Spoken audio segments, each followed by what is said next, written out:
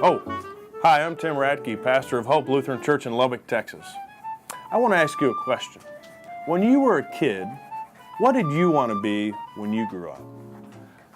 I know what I wanted to be. I wanted to be a professional soccer player in Europe.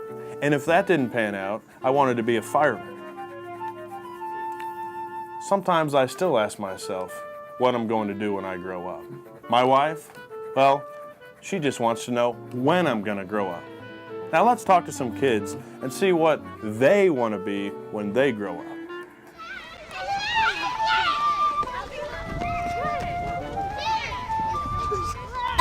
A fireman. I want to be a medieval times knight.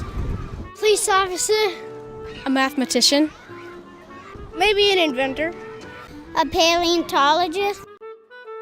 Fireman, policeman, astronaut, paleontologist. What does a paleontologist do? Dig for dinosaur bones. Yeah, but after they find the bones, what do they do then? Make copies of them, and then you try to figure out how they looked, and you put them together. Remember the fireman thing for me? I'm here at a Lubbock fire station, and man, I think I still could be a fireman. Anyway, I want to let you in on a little secret. I found out about one of the people on this crew. In fact, he's running the camera. His dad was a pastor. You know what he'd wanted to be? He wanted to be a garbage man. Why? He thought it'd be cool to ride on the back of a truck. On the back of a truck? Not me. I want to be the one who drives the truck. Excuse me, Pastor. Please get out of the truck. Oh, I'm sorry about that. I'm so sorry about that. You know, St. Paul once, a persecutor of followers of Jesus, once said, "When I was a child, I talked like a child. I thought like a child. I reasoned like a child. When I became a man, I put childish ways behind me." Some of you may have grown up to be what you wanted to be when you were young. Others of you might live what seems to be a life of misery because you just aren't doing what you love. Others of you might have grown up and become what your dad wanted you to be, only to realize that you absolutely hate it. Take Martin Luther, for instance, the priest that started the Reformation. His father was a copper miner. He wanted Martin to grow up and be a lawyer, primarily so Martin could support him when he got old. Luther described his education as purgatory and hell.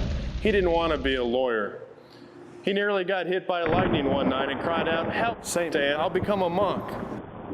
His dad was not the least bit happy. That was not an occupation that paid well, to say the least. Deck gun? I wonder what that does when I pull it. Oh, please don't play with the engine. Okay. Although Luther cried out for help in a moment of terror, he considered it to be a vow that he had to keep. He believed that the monastery and the monastic life was where he had to be. To Luther, that was his calling. Well, guys, I'm betting none of us will have the benefit of a bolt of lightning to help us figure out what we should be doing. That being said, I think every kid in school at some point or another takes some type of career test. The test is supposed to identify your talents, likes, dislikes, etc., and then decides what you would be best at. I think a lot of young men get really surprised. You want to be a professional basketball player, and the test says you would be most successful selling art supplies. Here's a question for you. What's the difference between a man's occupation and his vocation? I think most guys don't see any difference. Both seem to have something to do with work, and that's right. But the difference, especially for Christians, boils down to who's your boss. Let's take a quick look at the definitions in the dictionary at dictionary.com. It defines occupation as follows. 1, a person's usual or principal work or business, especially as a means of earning a living. For vocation, it states, vocation, 1, a particular occupation, business or profession or calling.